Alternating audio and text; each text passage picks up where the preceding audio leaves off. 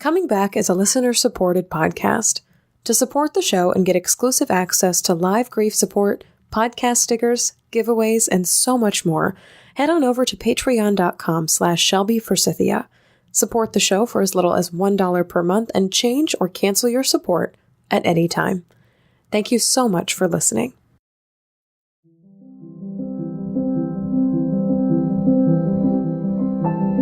Hi there, and welcome to Coming Back, a podcast about coming back to life after death, divorce, diagnosis, and more. On today's show, I'm talking to Alison L. Miller, who is on an Odyssey of Love, driving all over the place in a bright pink car with her husband Chuck's cremains in the passenger seat. Also on the show today, I'm talking about how grief needs to exist outside the labels of negative and positive.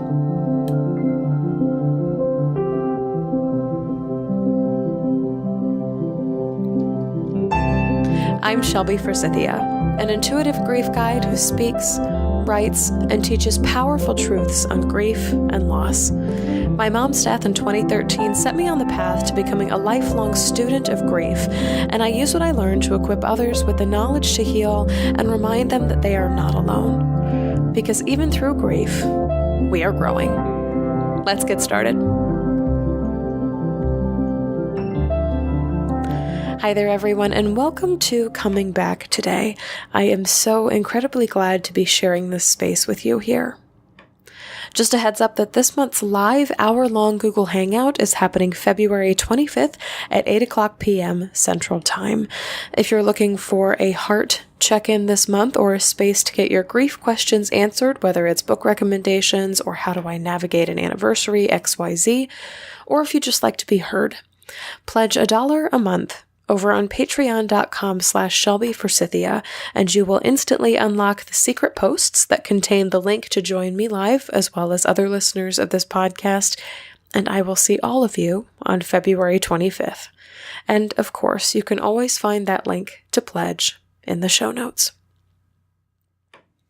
I want to get into something today that's really, really common when other people hear our stories of grief. And you're actually going to hear an expounded version of this later in my interview with Alison L. Miller.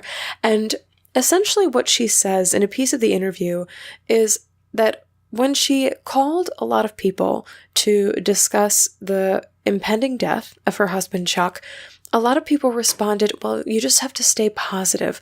Well, you just have to look on the bright side. Well, at least you have to try, etc., etc. Something bright, something good. Insert happy making emotional requirement here. And I think this is something that happens a lot in grief, where as a society, especially in westernized society, we have a tendency to require the people in our lives to look on the bright side, because to look on the dark side or the negative side or on the bad side, we're acknowledging or maybe even admitting, telling the reality of, like, there is no hope. This is the end. This is definite. This is for sure. And the response to that societally is, oh, don't be such a pessimist. Why can't you look on the bright side? It might not turn out like that. And there's all these, what's the word that's coming to me? There's like rebuttals to reality. And something that Alison picked up on really, really strongly is, this is not a time to be positive. This is not a time to be negative. This is the time where I need to tell the truth. I need to be in a space of realness and reality. And this is what's happening right now.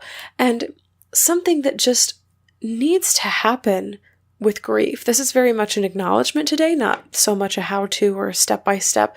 This is just an acknowledgement and even a permission granting that grief is allowed to exist outside of looking positive or looking negative. I think that so much of our culture is really quick to categorize things, to know A, how much they should be worried about something, B, how much they should respond to our worrying about something, and C, kind of as a cushion or a reassurance that, that probably can't happen to me.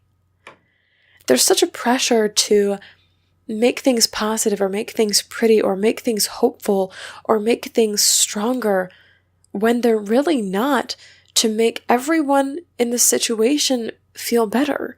But the thing is, it doesn't make us feel better. What it does is makes us as grievers, as the people who are in the process of losing, unheard.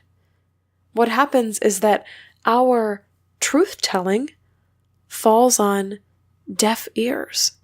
And that is incredibly devastating for a heart that's already carrying so freaking much. So if you're a non-griever and you're listening to this podcast, if you're not currently grieving or haven't had something in your life catastrophic happening, just kind of take this as your cue today to understand that grief is allowed to exist outside the space of, I need to put this in a box of positive or negative, or I need to encourage people to look on the bright side and stop looking on the dark side. Like, release yourself from these chains of grief must be classified, categorized, divvied up into two ways. And if you are someone who is grieving today and you're feeling an intense amount of pressure to look on the bright side or stop being so negative or just get out of this, space of you're just feeling this pressure of I must put my grief into one of two boxes all the time, like give yourself permission to take those chains off, to take those categories, to take those labels off of your grief. They don't belong there. Grief is not a labelable experience. If you can say that 5 times fast, grief is not a labelable experience. It's something that we live. We are just living the reality of it. We are just living the truth of it. And the truth is sometimes it's positive, sometimes it's negative, but most of the time it's neither. It falls out of this Venn diagram that society tries to categorize grief with, and that's okay. This is your acknowledgement and reminder today that that's okay, that grief falls outside of that. And not even okay is that's the real truth. The truth is grief falls outside of positive and negative. That's it. So that's just something I wanted to share today, and you're going to hear it more in the interview that's coming up. But I do want to say, if you're looking for a space for grief to be real, if you're looking for a place where grief is allowed to be real without people pressuring you to make it more positive than it is or make it less negative than quote unquote you're making it, please join us in the Grief Growers Garden. It's the private grief Facebook group that I've set up for listeners of this podcast to share their stories, share their photos, memories, hard days, all that jazz. But it's also a place for all of us to be like, hey, this really sucks today. And for all the rest of us to be like, hey, yeah, that really does suck. I'm here. I'm supporting you. I hear you. I see you in this.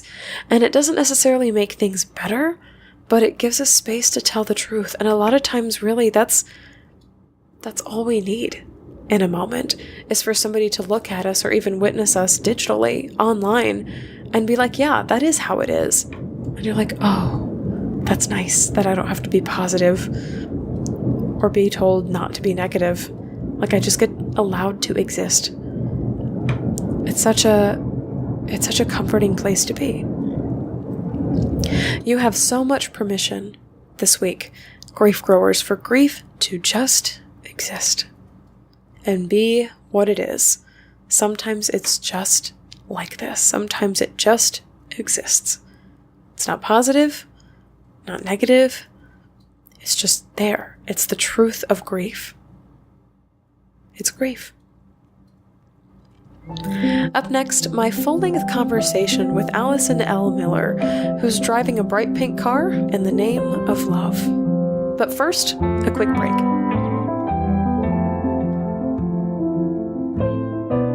One of the most helpful things I've found in my loss, grief growers, is a witness to my journey. Beyond feeling that I'm not alone, although that's extremely helpful in the aftermath of loss, I feel like by sharing my story with someone else, I have a sounding board, a guide, and someone who's just a little bit farther ahead on the road than I am. There is camaraderie and small, growing strength and confidence in finding a grief coach who can companion you, walk alongside you, and you're coming back. I want to be the person to hold this space for you on a one-on-one level. If you're looking for more focused attention on your heart, whether you're coping with death, divorce, diagnosis, or something else, please head to shelbyforsythia.com/grief-coaching to receive more information about the types of grief coaching I offer and to fill out an interest form. That's shelbyforsythia.com/grief-coaching. I'm here to be your companion, toolbox, and shoulder in grief. You can also find a link in the show notes. Alison L. Miller is a fucking warrior goddess on an Odyssey of Love in honor and memory of her beloved husband, Chuck D.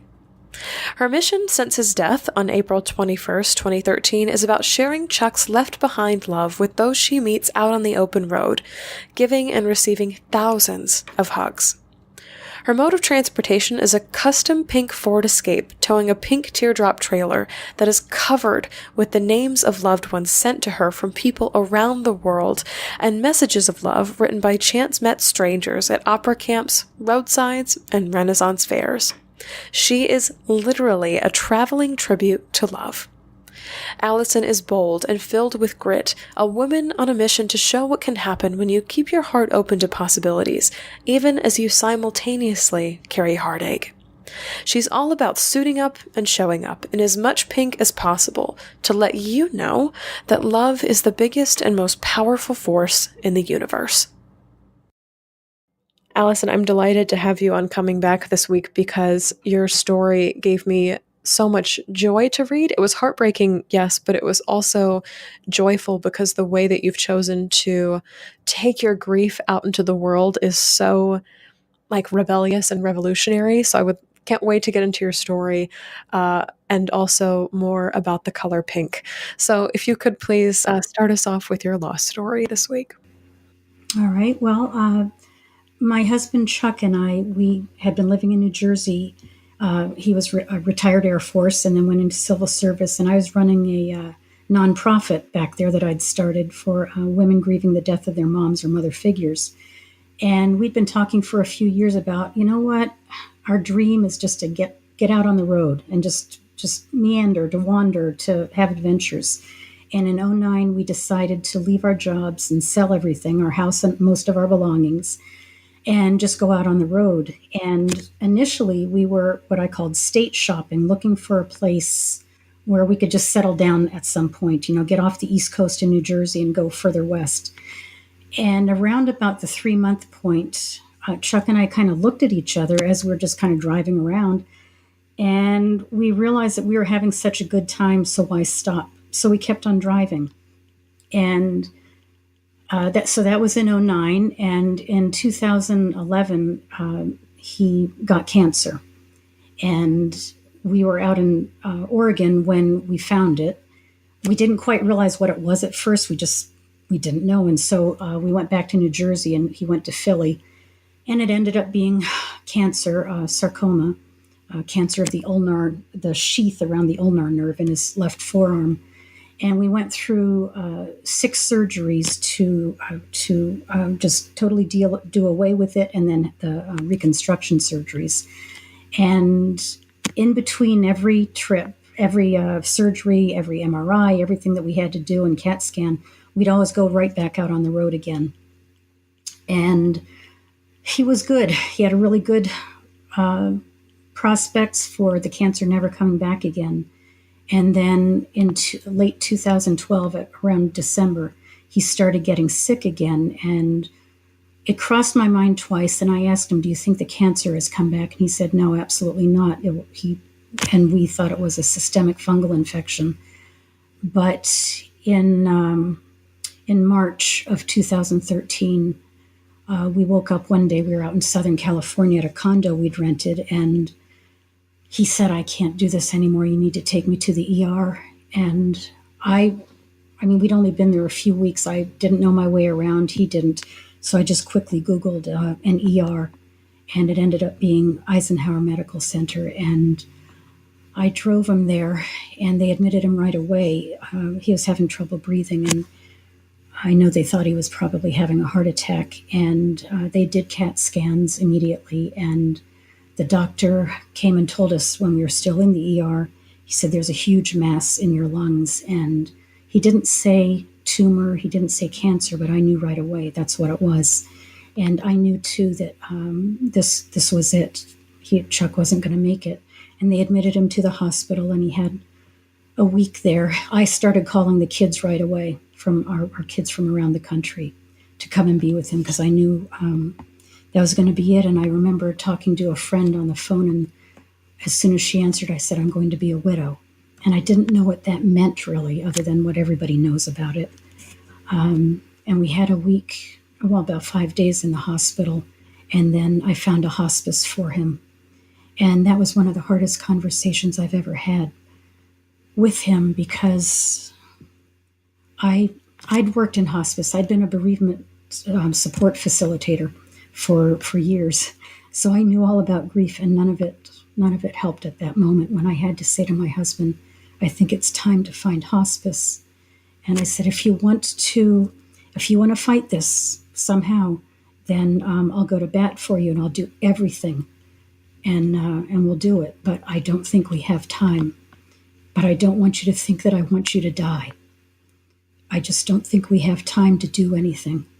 And he thought for a moment, and then he took my hand and he said, let's call hospice. And so I did.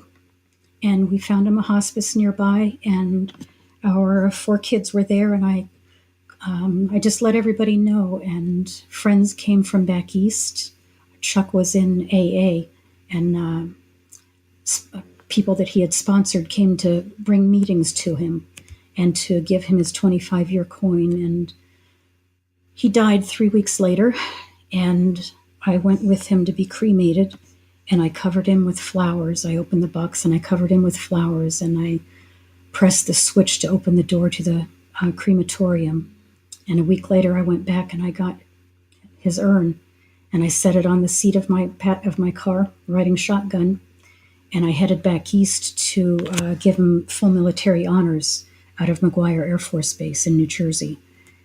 And I knew that I wanted to stay on the road as he and I had. I honestly also didn't know what else to do. We didn't have a home for me to return to. I also knew that I didn't want to stay in hotels, because I thought that is just the saddest, most pathetic thing I could think of. With all of the grief, some sad woman sitting in some hotel in the back of Beyond, sobbing into napkins. So my daughter found a link with tabbed teardrop trailers, and she sent it to me. And she said, Ma, check these out. And I was in Connecticut at the time, and I went and I looked at these trailers, and I bought one on the spot. And I didn't know a damn thing about trailers. I didn't even think of, I'm going to need a hitch. Like, I knew nothing. And I bought it. And I had already bought a new car when I went to Arizona after Chuck's death. And I had a man create a shade of pink for me, customize a shade of pink, and paint my car that color.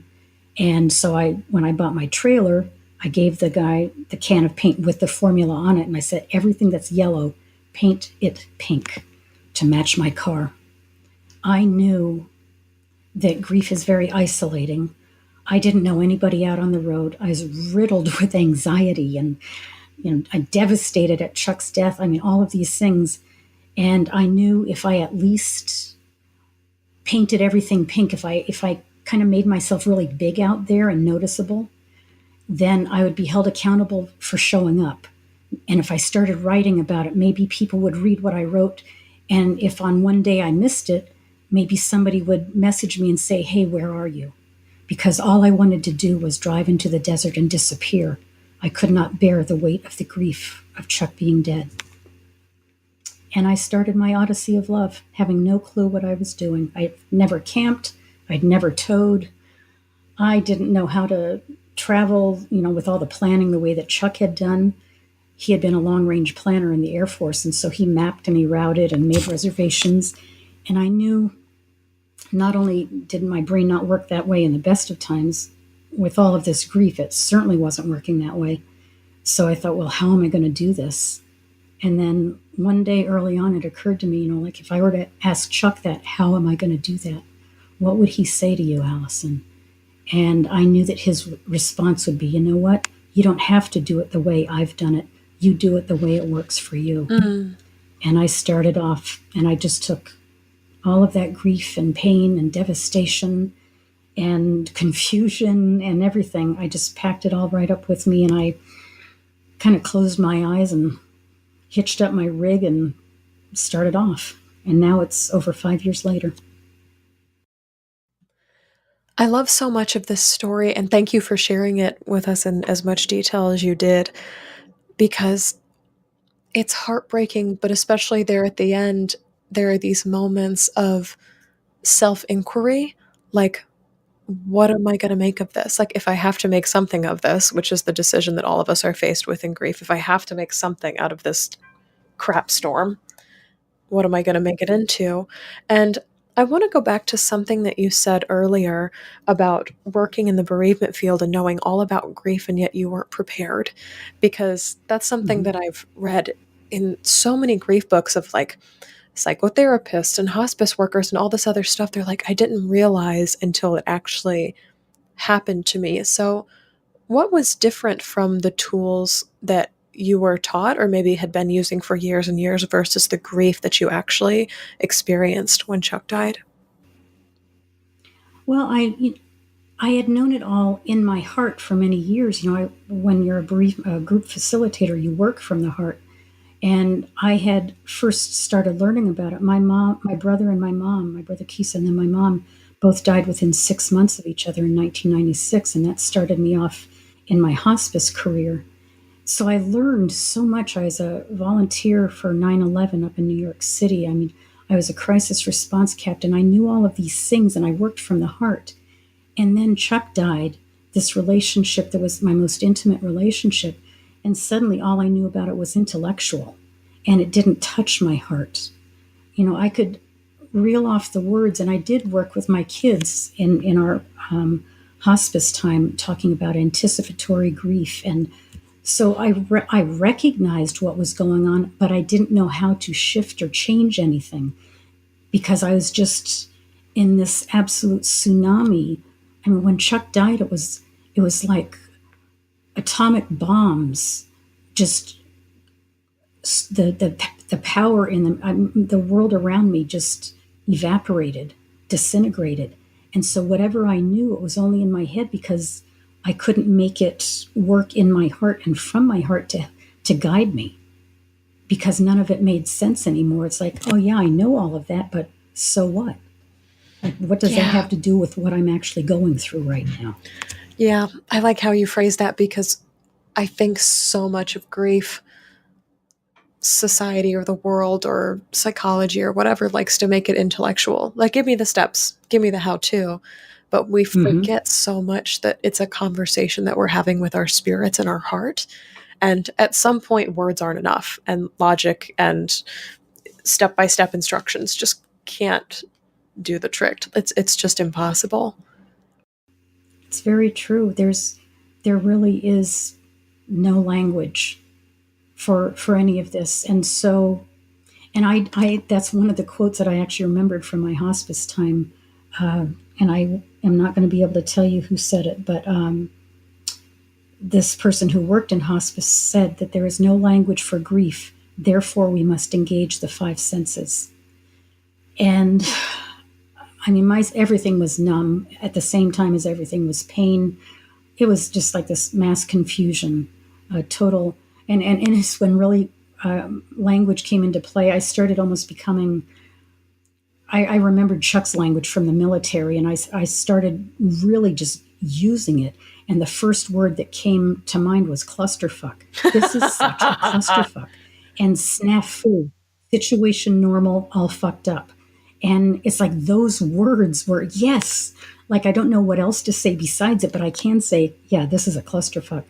And so I've always been I've loved color and expression, and mostly it was verbal and in writing that I was able to express myself. But I remembered that one quote that we must engage the five senses. And this wasn't even necessarily an actual thought as it was. I just realized I knew those words. And so I started learning. I don't know. I found somebody who taught me how to make a mixed media art journal, and I started looking at the inside of my trailer and you know what, I want a picture of Chuck here and a picture of me and Chuck there, and then I want to do this and paint here. And I didn't know if you could do any of that inside a trailer, but I thought this is going to be my canvas. And I started creating. And just because I didn't know how to do it didn't stop me, because I didn't care.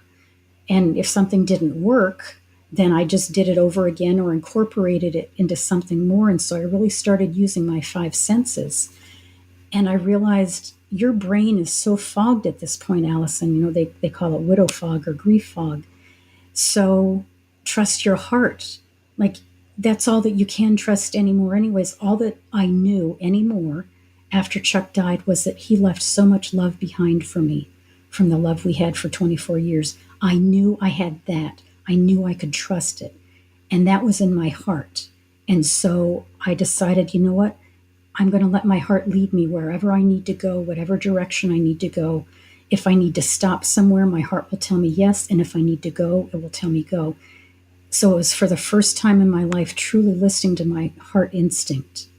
And that's still what I use as my guide. And then I let my heart show me, okay, you want to do this? Go ahead and do it. So what if you muck it up? Then you'll just do it over again. Like, who cares if you make a mistake? Like, the language that we use in our culture is so limiting, and it puts periods on everything. Like, even making, like, well, don't make a mistake and don't make big decisions the first year. Good Lord Almighty, that's when you have to make some of the biggest decisions of your life after Yeah. you've been widowed. So, but if you make a mistake, then live with it and just go on to something else, you know? I mean, that's absolutely true. And that's one of the most frustrating things, like pieces of false literature that I see about grief, is that, like, don't make any big decisions. And the second year is always harder than the first. There's periods. You're right. There's definites on all this stuff related to grief. I'm like, you don't know. Like, maybe that was true for you, but in my heart and my spirit and my five senses, like, that's not how it's rolling out for me. And sometimes, especially in the case of big decisions, like, we have no choice. Like, a decision must be made. Yeah. Um, I want to circle back to something that you said to your friend on the phone. I literally wrote this down and put it in quotes next to me. It just says, I'm going to be a widow. And there seemed to be so much. I think I counted the times you said it was 4 or 5 in this introduction of I knew, of this just like intuitive, maybe tuned in to your heart even before his death, of just like this knowing of this is going to happen. Can you talk about maybe where that came from, and if that sense was something that scared you or was a comfort to you? Because intuition can mean so many things to people. It didn't comfort me. It didn't scare me though either, primarily because I, I didn't really know emotionally what the word meant, like the fullness of it. Interestingly enough, at the condo where Chuck and I had made reservations for when we were in Southern California, we went down to the hot tub one evening very early on before he was really, really sick, and we didn't even know he was sick. And there was a woman who was there in the hot tub with us, and so we started talking to her and introduced ourselves, and it ended up that she was a widow. She told us that she'd been widowed 2 months previously, and a friend had loaned her condo there so that she could just kind of have some time to be by herself if she wanted. So that's the only person we met at that condo, which was interesting, was a woman who had just been widowed. And then just a month later, Chuck was dead and I was a widow. I didn't know the fullness of that word. I knew Chuck had survived his first cancer. And I don't know how I knew so exactly that this was it. The night he was admitted to the hospital, I did go and speak to the admitting nurse who had been nursing for 30 plus years. And I asked him, well, what do you think? What are we looking at here? Because I always want to know the bottom line as much as possible. I've always been that way, so that I could prepare myself as much as possible. And of course, he was reluctant to say anything. And I said, look, I've worked in hospice. I've worked with dying people. I've been around death. I'm not afraid. I'm more afraid to not know than I am to know the possibilities. So I said, how long do you think my husband has? And he said, I think, given what all of the test results are, he has maybe 3 weeks. And he was actually right on target. I'd known before that, though, in the emergency room. I don't know. There was just something I just knew. Like maybe I was being fatalistic. I don't know, but I just knew this was it. And what made it difficult after that was as I was calling people to let them know, friends and family, and I spent so much time on the phone, and I'd step outside the ER room because for some reason I didn't want to talk about this in front of Chuck. And people would say, "Oh, you have to stay positive," and all this. And I just wanted to scream at them and say, "Will you please listen to me? This is going to be it. He is going to die." And nobody would. And I get why, but I just hate that somebody couldn't say that sounds really scary. And maybe we can hope for the best but plan for the worst, because that's what I had always learned from my mom. And so that kind of really drove me batshit crazy, hearing people say, "Oh, well, he got better before," and it's like, no, he's going to die this time. And I don't know why I know it so certainly. I'm not trying to be negative. This isn't a time for negative or positive. This is a time to be real, because we need to prepare as much as we can. And so I got all the kids there, and I just started making all of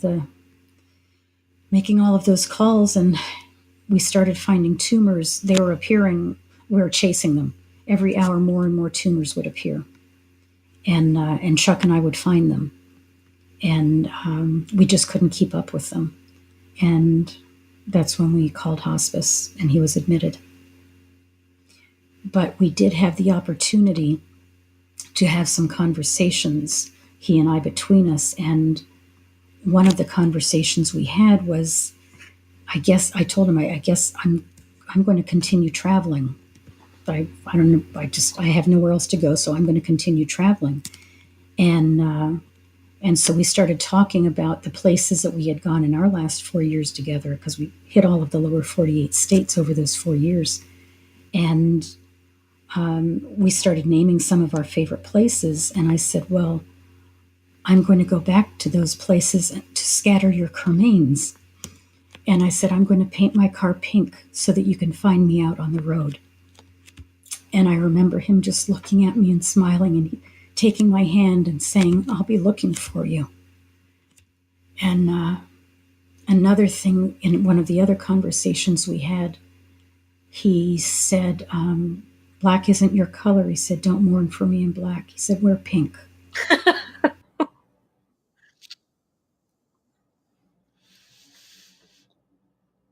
That's one of those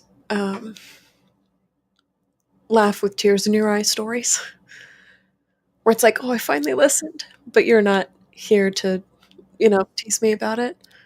And I thought this was just so cool because for me, as someone who lost a mom to breast cancer, pink is like a very hard color for me. I hate it. Like, I hate pink. I hate pink in the month of October, especially. Like, there's so many. It's funny how grief changes our response to what is normally neutral stimuli, like colors or like certain types of flowers or like music or things that have never done anything to us. All of a sudden become hostile and unwanted because of our grief and because of our pain. And I just so love that this was almost like the color pink was a contract that you agreed upon even before his death. My mom, Betty Catherine, she actually died of breast cancer also. And so I understand about the whole color pink. And it wasn't, I mean, I liked the color pink, but it wasn't my end all be all. But then after Chuck died, with our conversations and having told him, okay, I'm going to paint my car pink so you can find me out on the road, I needed him to be able to find me, because I didn't know where he was. I don't know what I believe about the afterlife. It's all speculation anyways. So it was more incumbent upon him to find me. So if I did what I told him I would and paint my car pink, and if I wear pink, then he'll be more likely to find me. Now, when I say that, it's kind of also like another layer of that is that it's I'm kind of leaving markers for him. This was an interesting twist on just even all of the whole color thing. I would meet people along the way, and I've had people come to me, especially early on, and bring me messages from Chuck, who people who didn't know him. I wasn't around my car or trailer. They had no way of knowing my story.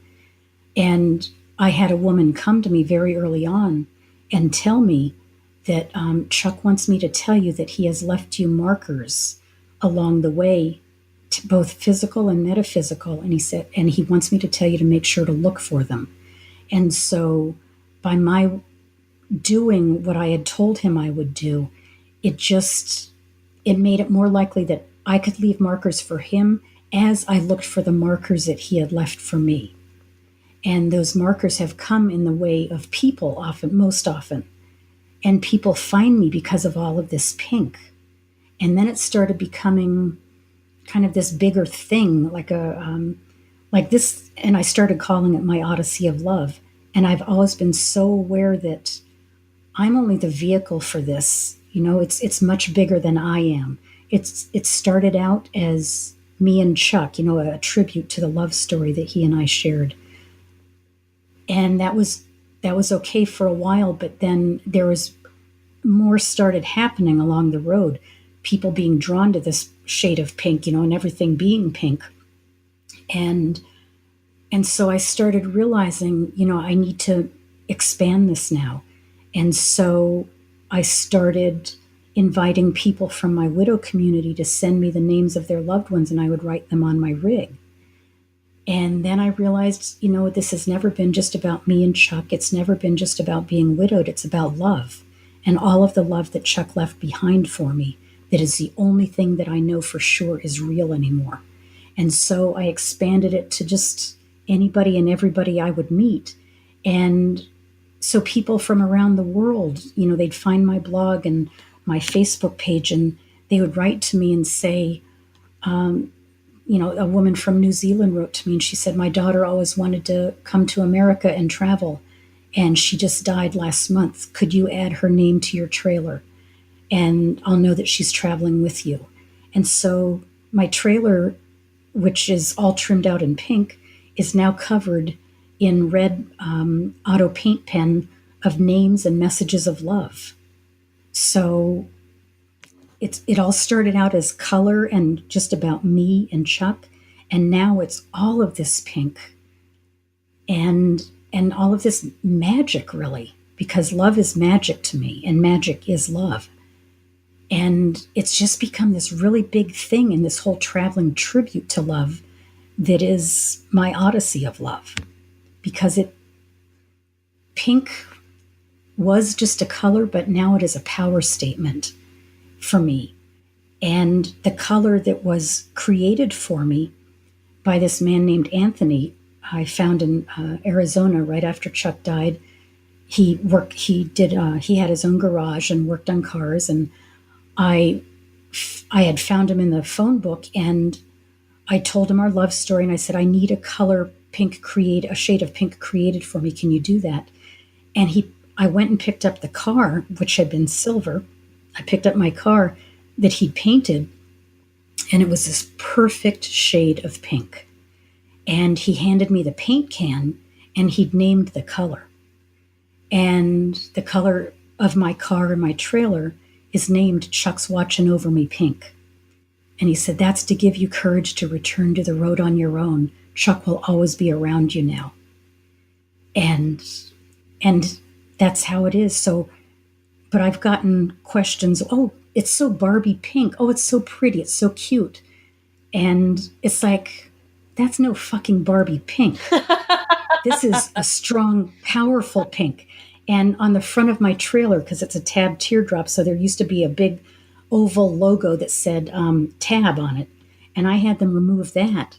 And I had them put in big raspberry pink lettering, FWG, which is a term I came up with after Chuck died to remind myself that I can do this and I will do this and I am doing it. And it means fucking warrior goddess. So when people say, oh, that's such a cute Barbie pink, I tell them that's not a Barbie pink. I said, that's a fucking warrior goddess pink. And I said, I'm out here kicking ass in the name of love. And, but people have also said, oh, is that for breast cancer? And nothing against all of that, breast cancer. But no, this is my shade of pink.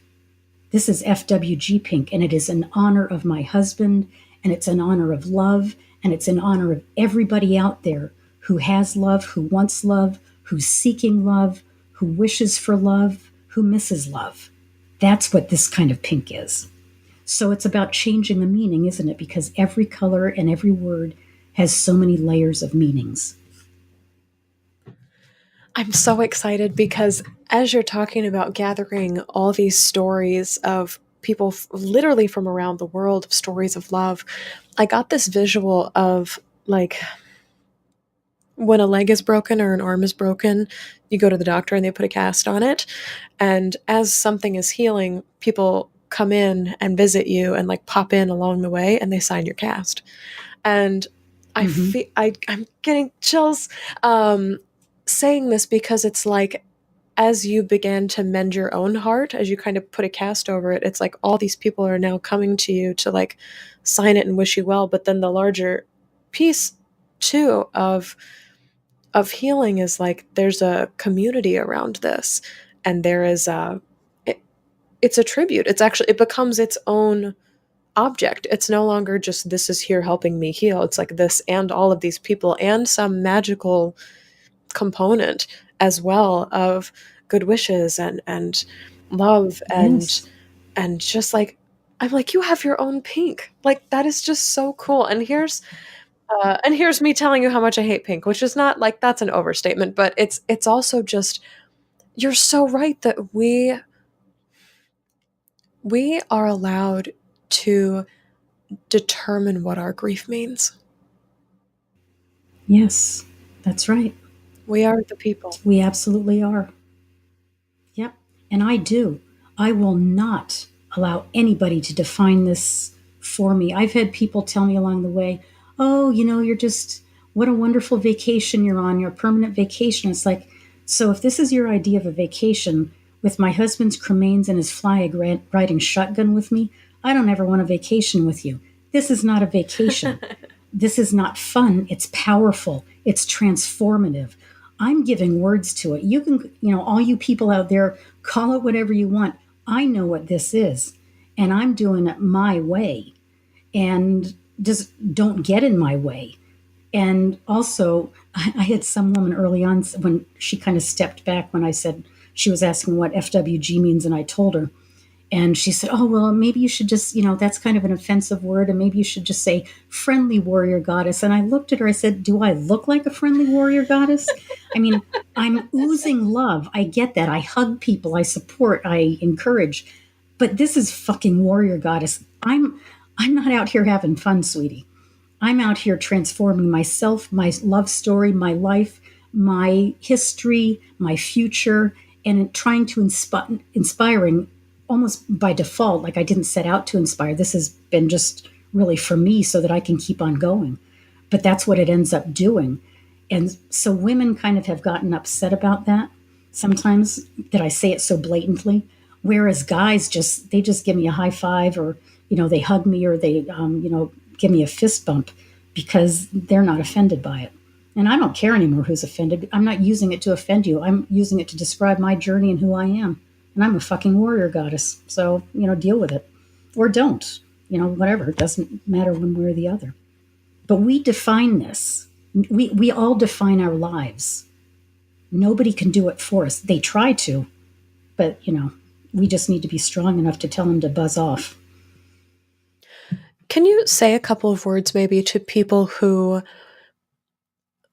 have like a gut feeling of how they want to define their life, but are maybe afraid of what other people might think, or afraid that they're not doing it correctly, or like things of that nature, because you have such a strong voice. Like You're a woman on a mission. I knew that from the time your email landed in my inbox. I was like, she's got stuff to Mm-hmm. do. And you are just like this powerhouse of an entity, and there's such a surety in the way that you speak about your grief and the way that you live your life. I'm wondering, for people who are like, I feel like I'm on the edge of that, or I'm not sure if the words are right for it yet, if maybe you have some wisdom for them from just further up the road. So here's the thing. I started out not having a freaking clue what I was doing. I didn't call it an Odyssey of Love. I started remembering conversations that Chuck and I had had and what we talked about. I I was just as fearful as the next person. Seriously, I didn't have a clue. I don't necessarily have a clue now. Like I don't plan. I think planning is naive because, like what's your 5-year plan? I don't know. I might still be alive or I might drive off a bridge tomorrow. Who knows? So I don't plan. But the thing is, you take all of the indecisiveness. I don't care where you are in it. You take the indecisiveness, the uncertainty, the fear, the just everything, whatever it is you're feeling, and you just pack it all up in your backpack or your suitcase and you go and you do it anyways. And if it's the wrong thing for you, so what? Go and do something else then. Trial and error, right? And people will judge you and they will have things to say to you. And you just my favorite saying is I tell them to fuck off with all the love in my heart. Fuck off with love. Because I'm in my shoes or my boots. I'm paying my bills. It was my husband, my relationship. And you go do whatever you're going to do. This is what I'm doing. So I stopped giving a fuck what anyone thought about it. You just have to go do it. You don't have to wait a year. You might want to. If you have a big house, sell it anyways. And if you've made the wrong financial decision, well, you know what? The economy is never a certain thing anyways. We all know that. I don't know. I kind of now more subscribe to the eat, drink, and be merry for tomorrow you may die because, like, literally, Chuck was in the best of health in every way except for that damn cancer. And we had a life and we had a future that we hoped for. And 3 weeks later, he was dead and sitting in a mound of ashes in an urn on my passenger seat. What do any of us have to really be afraid of, especially for those of us, whatever the relationship, who have confronted the death of a loved one? The worst has happened. What else is there to fear? So just be afraid, but go do it anyways. Because, and you learn to ask for help because people might say yes. And my mom taught me that. She said, always give people the opportunity to say yes. So I do. I don't know everything. In fact, I freely own to the fact that I hardly know anything anymore. And I don't care about that either. I just ask for help when I need it. You just pack it all up. Everything that you might feel, whether they've just died, whether it's 6 months ago. If you want to go and do it, then you just damn well go out and do it. And, I'm going to have a foam finger made of, flipping the bird so that I don't have to, do the action of it. I can just hold the foam finger up for anybody who wants to have a judgment about me. And so that's what I recommend to everybody. Just go do it. People don't like it. They're going to judge you. Hey, they're always going to. Doesn't matter. Don't let it stop you. I just love your energy so much. I really do. Oh, well, thank you. I know I swear a lot. Chuck would even say, well, that word kind of turns people off a lot. Well, he's not here anymore, so he doesn't get a say. I gave you the pink thing. Shut up already. I'm wearing pink, all right? Let me swear. Yep. People will, they're just funny about things. And it truly is my life. And what I know is Chuck loved me more than anything, and I returned that love to him. And I'm going to go out and live my life that I have to live without him in as colorful and as bold a way as possible, in as non-traditional a way as I possibly can. I'm going to do a live feed on my Happily Homeless page Facebook page of how to, because his urn is just a little black plastic box that he came in, and I had put pictures on it. I decoupaged it. It's just another art project to me. So I'm going to do a live feed of how to design and decorate your own urn, and I'm going to use his urn Oh, as an that's so example. cool. Because you know what? Also, let's not forget the shock value. For those people who are judging you, go out of your way to shock them. That's what I say. People need to be shaken out of their complacency. Yeah. And there's something to be said about art in that too. If art's not shocking you, it's not really doing its job. Hmm. Yeah, And I feel kind of the same way about grief. yeah. Like if grief's not shocking you, it's not really doing its job either. So that's a really powerful thing to say. I'm wondering now, as we get close to the end of our time together, where people can find you and speak to you, maybe get their names added to your trailer or to your car. Also, just where they can get in touch to share stories and to be with you as you continue on this journey. Yes, people can find me. I have a website that is, the name of it is happilyhomelessismoonstruck.com. And there are links to my Happily Homeless Facebook page there, and anything, the Twitter and everything else, all of which I'm still learning. So on my website, they can kind of get the backstory of how this Odyssey of Love started and how it became the traveling tribute to love, and just everything that goes along with it, and pictures of my travels and all of that. So, and Happily Homeless Facebook page. And what else is there? You can find me at an opera camp in the Ozark Mountains this summer, working at an opera camp. And so if anybody's in Arkansas this summer, come look me up outside of Eureka Springs. So, and I have different projects going on. I'm still finishing my book that I'm calling Love and Grief and the Fuck of Widowhood. And that hopefully will be out next year. I'll be finished with it by then.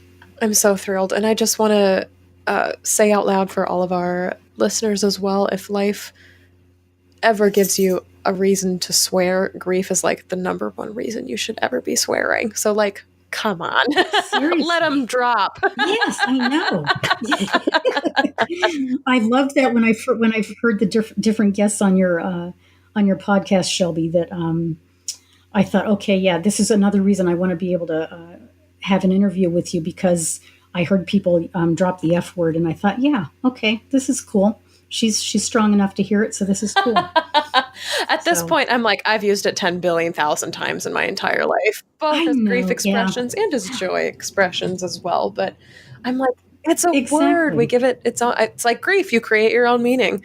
So I love it. True. And we are all in our own ways fucking warrior goddesses on this Odyssey of Love. Yes. I am just so delighted to have hosted your presence on the show today. I thank you for reaching out, listeners. If you want to tell your own story on the show, know that it is not beyond you. It's not just other podcasters and authors and you don't have to have anything in your name to come on the show. You just have to have a lost story, and just about all of us do. And this was just so much fun.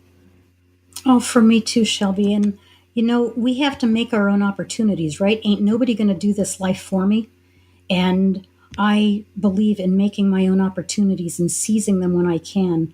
And I make a point when I still have my military ID privileges, and so I stay at a lot of military bases as I'm traveling at their what they call fam camps. And I started a couple years ago finding the website of the base where I was going to be, and I would find their public affairs office. And I would write to whatever contact I could find on there to let them know that I was who I was. I'd introduce myself, tell them about my Odyssey of Love. And I'd tell them, you don't have to do anything with this information at all. But I am coming, and my husband's cremains are with me. And I think it is so important for you to know that a veteran is passing through your base on his final travels. And so I started getting interviewed by various base newspapers and all that. I don't believe in sitting still for this. For all that I'm grieving and devastated, all of this, I am also out there kicking ass in the name of love for my husband, Chuck, and in the name of everybody out there who had love, still has love, and they're just looking for the possibilities from keeping your heart open. Oh my goodness, that's just perfect. I have no more to add. Thank you, Alison, so much for coming back today. Thank you, Shelby. This was, believe me, amazing to be able to do. Thank you. I'll be listening to you for many, many miles yet. So that's all for this episode of Coming Back. Thank you so much to longtime listener and fucking warrior goddess Alison L. Miller, who joined us today to talk about the color pink and life on the road, and her husband, Chuck. Alison came back by tuning in to her five senses and honestly just going for it. You can find a link to Alison's Odyssey, writing, and really cool photos in the show notes.